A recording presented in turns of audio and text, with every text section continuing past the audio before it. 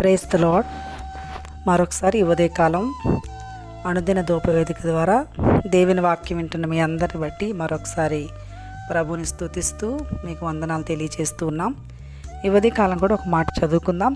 హెబ్రీయులకు రాసిన పత్రిక 10వ అధ్యాయం 35వ వచనాన్ని చదువుదాం. కాబట్టి మీ ధైర్యమును విడిచిపెట్టకుడి, దానికి ప్రతిఫలంగా గొప్ప బహుమానము కలుగును.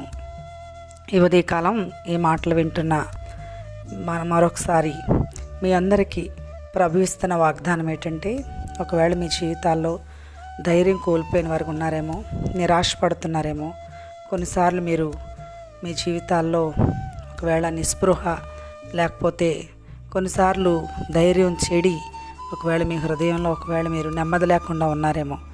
అయితే ఈ ఉదయకాలం దేవుడిస్తున్న మాట ఏంటంటే, మీరు ధైర్యాన్ని విడిచిపెట్టొద్దు, ధైర్యంగా ఉండండి.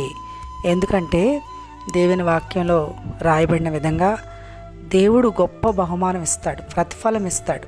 దేవుని కొరకు ఒకవేళ మీరు ధైర్యం కలిగి దేవుడు ఉన్నాడని, దేవుడు చూస్తాడని, దేవుడు వింటాడని, దేవుడు సహాయం చేస్తాడని అలాగ ఒకవేళ మీరు ధైర్యం తెచ్చుకుంటే నిశ్చయముగా మీ జీవితంలో గొప్ప బహుమానాన్ని, ప్రతిఫలాన్ని మన జీవితంలో మనందరం కూడా అనుభవిస్తాం.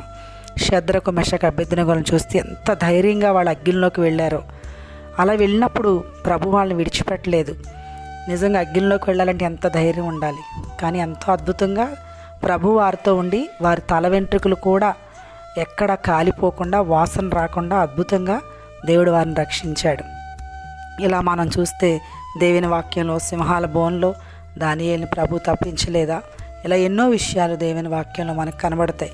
కాబట్టి ఏ విషయంలో ధైర్యం కోల్పోక, ధైర్యాన్ని విడిచిపెట్టక, ధైర్యాన్ని మీ జీవితంలో తెచ్చుకొని దేవుని సన్నిధిలో దేవుడు ఉన్నాడని మీరు ఒకవేళ దేవుని వైపు చూడగలిగితే అద్భుతంగా, ఆశ్చర్యకరంగా, ఆశీర్వాదకరంగా గొప్ప బహుమానాన్ని మీ జీవితాల్లో పొందుతారు.